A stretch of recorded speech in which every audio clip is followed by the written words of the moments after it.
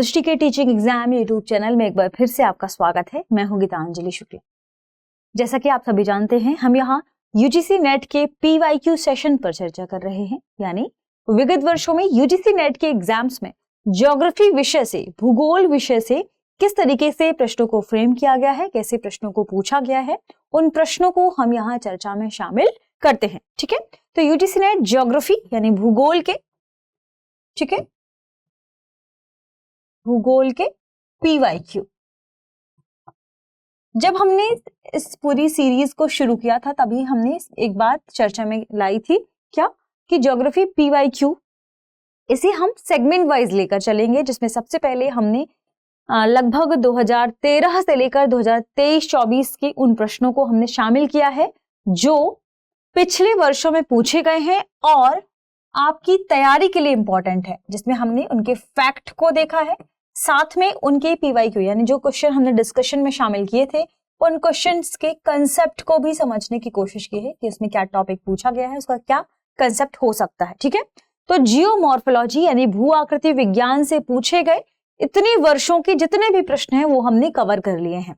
आज से हम इसका नया सेगमेंट शुरू कर रहे हैं जो कि क्लाइमेटोलॉजी है, जलवायु विज्ञान है। ठीक है, तो आप ध्यान रखिएगा, हम आज से शुरू कर रहे हैं पीवाईक्यू सेशन में जलवायु विज्ञान से जुड़े हुए वे सभी प्रश्न जो यूजीसी नेट के एग्जाम्स में विगत वर्षों में पूछे गए हैं। ठीक है, इस सीरीज को आगे बढ़ाते हैं और देखते हैं हमारे आज के पहले प्रश्न को। पहला प्रश्न है, सूची 1 के साथ सूची 2 का मिलान कीजिए। आपको दोनों सूची को क्या करना है, मिलान करना है। सूची 1 में आपके सामने संकेत दिए गए हैं और सूची 2 में कोपेन का जलवायु प्रकार दिया है। हम सभी जानते हैं कि कोपेन एक महान क्या है, वनस्पति विज्ञानी है। वनस्पति विज्ञानी होने के साथ साथ उन्होंने जलवायु के बारे में भी अध्ययन किया है। तो पूरी दुनिया में, यानी हम पृथ्वी की बात करें, अर्थ की बात करें, तो पूरी दुनिया में जितने भी जलवायु क्षेत्र फेमस हैं, प्रसिद्ध हैं, इन जलवायु क्षेत्रों का उन्होंने अध्ययन किया। कैसे अध्ययन किया? उस जलवायु क्षेत्र में ताप कैसा है, ताप के साथ साथ उस क्षेत्र में वर्षण कैसा है। इसका मतलब कोपेन ने पूरी दुनिया के क्षेत्र में ताप का अध्ययन किया, साथ में वर्षा का अध्ययन किया।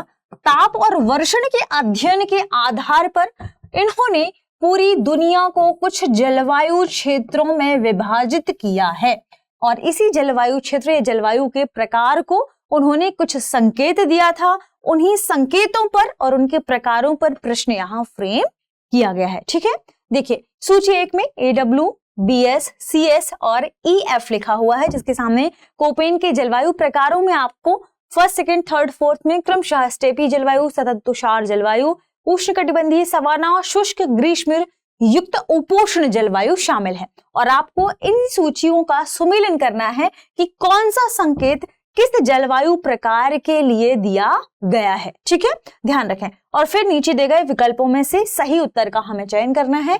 हमारे पास option A, B, C, D यानी small a, small b, small c और स्मॉल d के रूप में यहाँ अवेलेबल है, विद्यमान है। यह प्रश्न जून 2024 यानी बिल्कुल लेटेस्ट प्रश्न है, जून 2024 के सेशन में पूछा गया था। ठीक है, इस प्रश्न को फ्रेम करने के पीछे क्या वजह है कि आपको जलवायु के प्रकारों के बारे में, इनके संकेतों के बारे में, कोपेन के जलवायु वर्गीकरण के बारे में पता होना चाहिए। ठीक है, तो जैसे कि हमने जियोमॉर्फोलॉजी में 2024 से लेकर 2013 तक के प्रश्नों को शामिल किया था, वैसे ही जलवायु विज्ञान में भी हम 2024 से शुरू करके 2013 तक के प्रश्नों को चर्चा में लाएंगे। देखिए, जब हम बात करेंगे कोपेन के जलवायु के वर्गीकरण के बारे में, तो हमने क्या बात की कि उसने पूरी दुनिया में तापमान का अध्ययन किया। जितना भी क्षेत्र पूरी दुनिया के विद्यमान थे उनमें किस क्षेत्र का तापमान क्या है, उस क्षेत्र में वर्षण की स्थिति क्या है, इसके आधार पर उन्होंने कुछ अध्ययन किए, यानी जलवायु का उन्होंने अनुभव किया।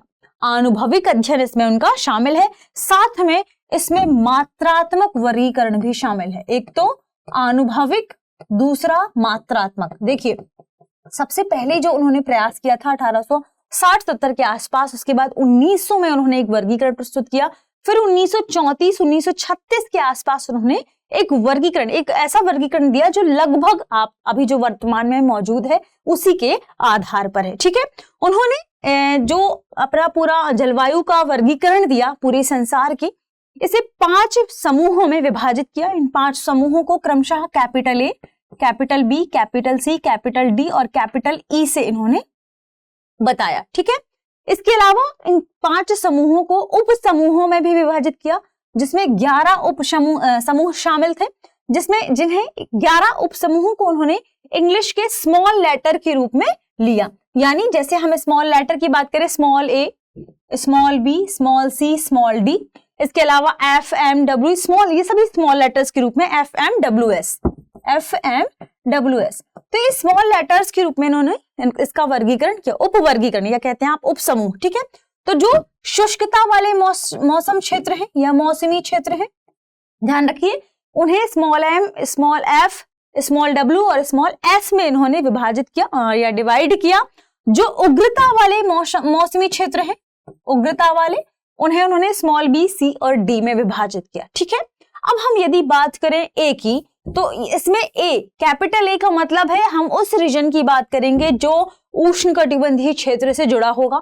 आप देखते हैं कि यहाँ उष्णकटिबंधीय क्षेत्र से क्या जुड़ा हुआ है, उष्णकटिबंधीय सवाना क्षेत्र। ठीक है, अगर उष्णकटिबंधीय सवाना क्षेत्र कैपिटल ए, इसका मतलब संकेत के आधार पर यही इसका सुमेलन होगा। ठीक है, जब बी और एस की बात करेंगे तो ये शुष्क क्षेत्र तो होगा, लेकिन किस क्षेत्र की बात करेंगे, ये स्टेपी जलवायु की बात कर रहे हैं। ठीक है, जब सी और स्मॉल एस हमने देखा, स्मॉल एस कहां पर है, स्मॉल एस यानी शुष्कता वाले मौसम की ओर। ठीक है, और कैपिटल सी का मतलब है कि हम किस क्षेत्र की बात कर रहे हैं, शुष्क, जहां शुष्क और ग्रीष्म ऋतु मौजूद हो, उग्रता भी है यानी ग्रीष्म ऋतु।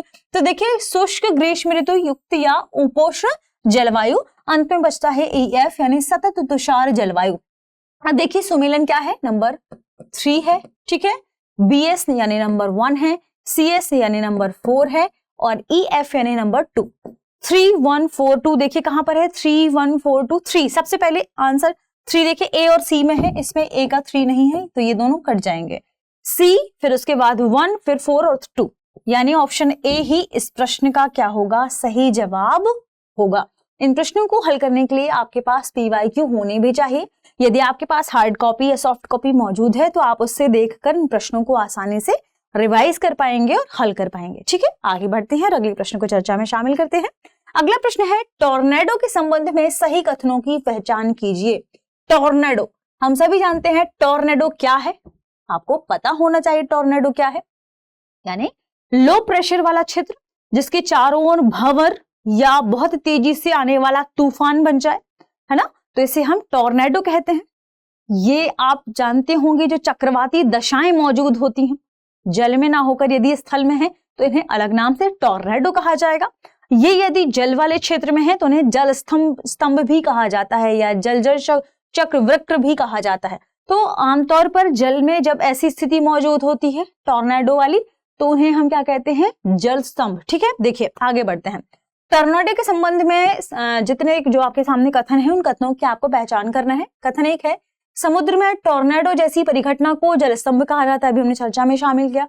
बी, टॉर्नेडो के विकास में मेसोसाइक्लोन का बनना एक पूर्व आवश्यकता है। ऑप्शन सी है, टॉर्नेडो एक घुमावदार कीपाकार वायु स्तंभ को प्रदर्शित करता है जो कि कपासी वर्षा मेघों से नीचे धरातल तक पहुंचती है। और ऑप्शन डी है, जापान विश्व का सर्वाधिक टॉर्नेडो प्रवण क्षेत्र है। अब आपको बताना है कि नीचे दिए गए विकल्पों में से सही उत्तर कौन सा है।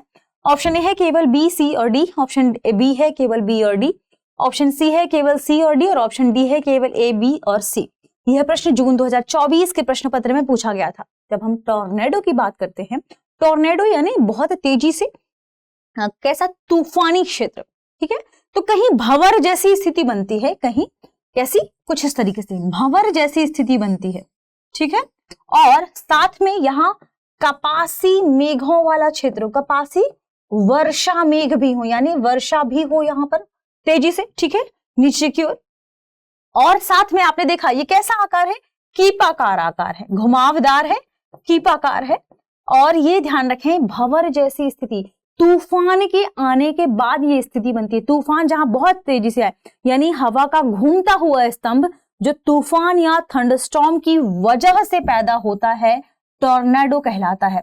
टॉर्नेडो की यदि बात की जाए तो ऐसा माना जाता है कि टॉर्नेडो सबसे विनाशकारी तूफानों के रूप में जाने जाते हैं। टॉर्नेडो हालांकि माना जाता है कि लगभग आप 90 से ज्यादा या ना कभी कभी 190 से इनकी स्पीड शुरू होती है, लेकिन इसमें टॉर्नेडो में हवा की गति 105 से लेकर 322 किलोमीटर प्रति घंटा तक हो सकती है। तो आप सोचिए कितने विनाशकारी हो सकते हैं। सर्वाधिक जो टॉर्नेडो वाले रीजन है वह जापान नहीं है, ये ध्यान रखिएगा। सर्वाधिक टॉर्नेडो एलाई क्षेत्र या एली क्षेत्र दरअसल यूनाइटेड स्टेट वाला क्षेत्र है, इसके मध्य भाग वाला क्षेत्र है, कुछ कनाडा वाला क्षेत्र यहाँ पर फेमस है इनके लिए। तो टॉर्नेडो एलाई पूरा रीजन है, ध्यान रखिएगा, यूनाइटेड स्टेट्स में है, ना कि जापान में। तो यहाँ ये कथन हमारा गलत है, लेकिन शेष तीनों कथन टॉर्नेडो के बारे में सही है कि समुद्र में टॉर्नेडो जैसी परिघटना को जलस्तंभ कहा जाता है, बिल्कुल सही बात है। टॉर्नेडो के विकास में मेसोसाइक्लोन का बनना एक पूर्व अवधारणा या पूर्व आवश्यकता है। यस, मेसोसाइक्लोन यानी हम किस रीजन की बात कर रहे हैं जहां पर लो प्रेशर बिल्ट हो, लो प्रेशर, उसके चारों ओर जैसे ही हवा या तूफान आ जाए तो कुछ इस तरीके से स्थिति बनती है, मेसोसाइक्लोन कहलाता है, बिल्कुल सही बात है। टॉर्नेडो एक घुमावदार कीपाकार वायु स्तंभ को प्रदर्शित करता है जो कपासी वर्षा मेघों से नीचे धरातल तक पहुंचती हैं। 3 कथन सही है, चौथा कथन गलत है। इस प्रश्न के सही जवाब की बात करें, ए बी सी सही है। देखिए A B C option D, A B C option D इस प्रश्न का सही जवाब होगा। चलिए आगे बढ़ते हैं, अगले प्रश्न देखते हैं। अगला प्रश्न है, वैश्विक स्तर पर औसत वार्षिक वर्षण लगभग कितनी सेंटीमीटर है? ये प्रश्न देखिए जून 2024 में पूछा गया और ये ऐसा प्रश्न है जो लगभग सभी लोगों को पता होना ही चाहिए। क्यों? क्योंकि यदि आप ज्योग्राफी का या ज्योग्राफिकल चीजों का अध्ययन कर रहे हैं, भौतिकी का अध्ययन कर रहे हैं या भूगोल का अध्ययन कर रहे हैं, तो जरूरी है कि आपको पता हो कि वार्षिक लेवल पर पूरी दुनिया में क्या है वार्षिक वर्षा या औसत वार्षिक वर्षा, और भारत की भी पता होना चाहिए क्योंकि आप भारत देश में रहते हैं। ठीक है, देखिए वैश्विक स्तर पर औसत वार्षिक वर्षण लगभग खालिस्तान सेंटीमीटर है। Option A 50, option B 100, option C 150 और ऑप्शन डी 200। यदि 200 हो जाए तो बहुत ही ज्यादा बारिश कहलाएगी, ध्यान रखिएगा। जो पूरी दुनिया की हम बात करें, पूरी दुनिया ग्लोब की हम बात करें, तो हम सभी जानते हैं कि पूरी दुनिया में अलग अलग स्थानों पर अलग अलग वर्षा का वार्षिक वर्षा का प्रतिशत है। ठीक है, क्यों? क्योंकि जलवायु अलग अलग है, दशाएं अलग अलग हैं, स्थितियां अलग अलग है। ठीक है, इस वजह से जब औसतन निकाला जाता है इसका, तो ऐसा पाया गया कि पूरे संसार में औसतन 100 सेंटीमीटर की वर्षा होती है। भारत के परिप्रेक्ष्य में बात करें तो लगभग 118 से 119 सेंटीमीटर औसतन वर्षा भारत में होती है। मासिंग राम वाले क्षेत्र को छोड़ दें क्योंकि वहां पर सर्वाधिक वर्षा भारत में देखी जाती है। ठीक है, तो ध्यान रखिएगा, औसत वार्षिक वर्षा की यदि हम बात करें पूरी दुनिया में तो ऑप्शन बी 100 सेंटीमीटर है, और यदि भारत की बात करें तो 118 से 119 सेंटीमीटर है। ठीक है, ये ध्यान रखिएगा भारत के संदर्भ में। ठीक, तो इस तरीके से ऑप्शन बी इस प्रश्न का सही जवाब होगा। जून 2024 वाला ही ये प्रश्न है। आगे बढ़ते हैं, अगला प्रश्न है, तड़ित झंझा की बारंबारता सर्वाधिक होती है। तड़ित झंझा बार बार कहां पर या सर्वाधिक किस क्षेत्रों में देखे जाते हैं? ऑप्शन ए है उपध्रुवीय क्षेत्र, ऑप्शन बी है अश्व अक्षांशों में, ऑप्शन सी है डोलड्रम में, ऑप्शन डी है ध्रुवीय क्षेत्रों में। यह प्रश्न भी जून 2024 के सेशन में ही पूछा गया था। देखिए, जब तड़ित झंझा पूछा जाए तो सबसे पहले आपको यह पता होना चाहिए कि तड़ित झंझा क्या है। दूसरी बात, आपके पास जो ऑप्शन है उन ऑप्शनों के बारे में भी आपको थोड़ा बहुत अंदाजा होना चाहिए। ठीक है, तड़ित झंझा क्या है? यह एक तरह का तूफान है, एक तरह का क्या है? तूफान है। कैसे एक तरह का तूफान है? ध्यान रखें, हम जहां पर रहते हैं हमारे क्षोभमंडल की पास की बात करें, ये क्या है? बादलों से निर्मित है। या हम वायुमंडल की बात करें, क्या है? अलग अलग प्रकार के बादलों से निर्मित है। इन बादलों में, या हम धरातल की बात करें तो इन बादलों में क्या होगा? धूल के कण भी पाए जाएंगे, ठीक, और कुछ गैसों के कण भी पाए जाएंगे। इन धूल के कणों के बीच टकराहट होती है। ठीक है, जब इन धूल के कणों के बीच टकराहट होती है तो इन बादलों में आवेश उत्पन्न होता है। आवेश है ना, आवेश, इसका मात्रक कूलॉम। ठीक है, जहां आवेश उत्पन्न होगा वहां कहीं ना कहीं धनात्मक और ऋणात्मक बादल बनेंगे। लेकिन आवेश यानी चार्ज, और जहां चार्ज उत्पन्न होगा वहां पर क्या होगा, चार्ज के होने की वजह से, इन धूल कणों के टकराहट की वजह से क्या होगा, इन बादलों में आवेश या चार्ज उत्पन्न होगा। जहां चार्ज होगा वहां पर ही इन दोनों में देखिए, तो जल ऊपर से क्या हो रहा है, वर्षा आ रही है, नीचे से वायु ऊपर की ओर उठ रही है, और वायु जो कि ऊपर की ओर उठ रही है गर्म होकर, ऊपर से वर्षा आ रही है, इन दोनों के बीच में क्या होगा, गति। किस तरीके की, एक तो टकराहट, यहां से वर्षा, ऊपर से नीचे वर्षा की वर्षा आई, क्या होगी, ठंडी होगी, ठीक है। ये वायु गर्म होकर ऊपर की ओर उठती है, गर्म है ना, गर्म और हल्की होकर ऊपर की ओर उठेगी। अब बादलों से इन दोनों के टकराने के बाद क्या होगा, चार्ज उत्पन्न होगा। इस वजह से यहां गर्जन होगा, गर्जन बिजली गरजना है ना, जब बिजली का गर्जन होगा, बादलों का गर्जन होगा, इस स्थिति को हम तड़ित झंझा कहते हैं। खास तौर पर ध्यान रखिएगा, जो संवहनी वर्षा वाला क्षेत्र है, संवहनी वर्षा मतलब बहुत तेजी से अचानक से वर्षा हो जाए, संवहनी वर्षा बहुत तेजी से बड़ी मात्रा में गर्जन के साथ वर्षा हो, इसे हम संवहनी वर्षा कहते हैं। अब प्रश्न है, तड़ित झंझा की बारंबारता सर्वाधिक, यानी इस स्थिति की बारंबारता कि संवहनी वर्षा बहुत तेजी से गर्जन के साथ हो रही है, कहां पर होगी, ठीक है, जहां एक तो बहुत तेज हवा चल रही हो, ठीक है, बहुत तेज हवा चल रही हो, तेज हवा के साथ साथ बिजली भी कड़क रही हो, इस स्थिति को आप तड़ित झंझा कहेंगे, ठीक है। अब इस तड़ित झंझा की बात की जाए सर्वाधिक कहां होगी, तो ध्यान रखिएगा जहां पर हवा मंद हो सकती है, कैसी, धीरे, कम, ठीक है, तो ध्यान रखें। एक तरह का ये तूफान है, जहां बिजली चमकती है वहां पर, और तेज हवा जब चलती है तो हम इसे कह देते हैं कि ये तड़ित झंझा है। तड़ित झंझा की स्थिति उत्पन्न होती है कहां पर, यदि हम ये पृथ्वी पर है, ये विषुवत रेखा है, तो इससे यहाँ 10 डिग्री नॉर्थ और साउथ, यहाँ इन बीच वाली स्थिति में, जिसे हम क्या कहते हैं, डोल ड्रम कहते हैं, इसे हम क्या कहते हैं, डोल ड्रम वाली स्थिति, यहाँ पर क्या होगी, सर्वाधिक तड़ित झंझा की बारंबारता देखने को मिलेगी, ठीक है। ये ध्यान रखिएगा कि जब वायु ऊपर की ओर उठेगी, जल की बूंदें नीचे की ओर आएंगी, तो संवहनी तरंगों के रूप में ये तड़ित झंझा हमें देखने को मिलेगा। डोल ड्रम, ऑप्शन सी इस प्रश्न का सही जवाब होगा। आगे बढ़ते हैं और अगले प्रश्न को देखते हैं। अगला प्रश्न है, पृथ्वी के ऊष्मा बजट के कुल आवक विकिरण में से कितनी प्रतिशत वापस अंतरिक्ष में परावर्तित हो जाती है। आवक विकिरण यानी सूर्य, हम सभी जानते हैं कि पृथ्वी जो है हमारी, इसके लिए एनर्जी का जो प्रमुख स्रोत है वो क्या है, वो सन है, सूर्य है। 100% एनर्जी पृथ्वी पर कहां से आती है, सूर्य से आती है, ठीक है।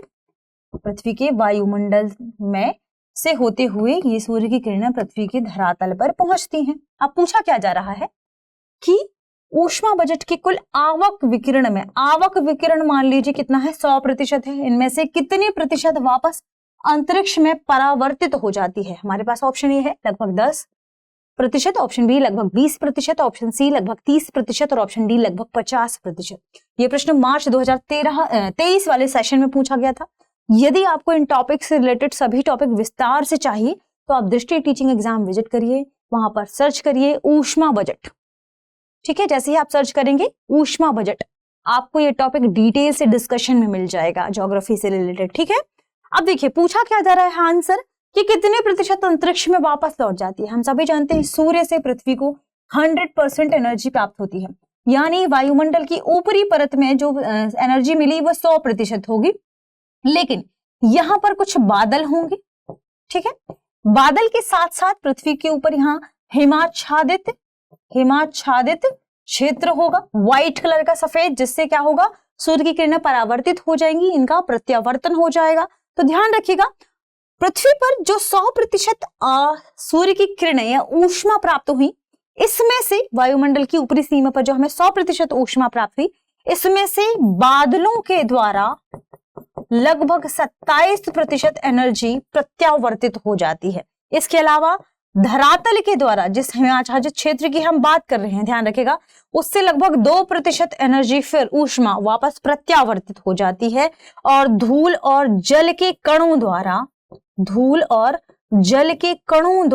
ध्यान रखें, धूल और जल के कणों द्वारा लगभग 6% एनर्जी वापस होती है। यानी आप कह सकते हैं कि 35% ऊष्मा ऊर्जा पृथ्वी की बाहरी धरातलीय क्षेत्र से या बाहरी जो वायुमंडलीय क्षेत्र है इसके बाद 35% हिस्सा प्रत्यावर्तित हो जाता है। कहां? अंतरिक्ष की ओर वापस। कितना? 35%। तो देखिए आप ऑप्शन में 35% सबके सबसे नजदीक कहां पर है? 10, 20, 30 और 50 में 30 की। ठीक है, क्योंकि 35% है तो लगभग 30% सी ऑप्शन इस प्रश्न का सही जवाब होगा। ठीक है, इस तरीके से हमने ऊष्मा बजट को थोड़ा सा समझने की कोशिश की। लेकिन यदि आपको डिटेल में जानना है, क्योंकि अब यहाँ पर 65% बचा, यहाँ के बाद 65% पे भी ध्यान रखें, जो यहाँ पर ओजोन है, ऑक्सीजन है, वो 14% ले लेती है। ओजोन और ऑक्सीजन 14% लेगी। 51% कहाँ ऊर्जा का बचा? धरातल पे, पृथ्वी के धरातल पर। अब यहां भी डिवाइडेशन होता है संवहनी विकिरण द्वारा, अलग अलग विकिरण द्वारा, प्रत्यक्ष विकिरण द्वारा। तो कितना प्रतिशत क्या कैसे बचता है, इसके लिए आपको दृष्टि teaching exam YouTube channel visit करना होगा, सर्च करना होगा ऊष्मा बजट ज्योग्राफी। डिटेल में आपको यह डिस्कशन में मिल जाएगा। ठीक है, चलिए आज के टॉपिक को यहीं खत्म करते हैं। इंपॉर्टेंट इन्फॉर्मेशन हमने जानी। मिलते हैं अगले सेशन में। आप सभी पढ़ते रहें, रिवीजन करते रहें। शुक्रिया।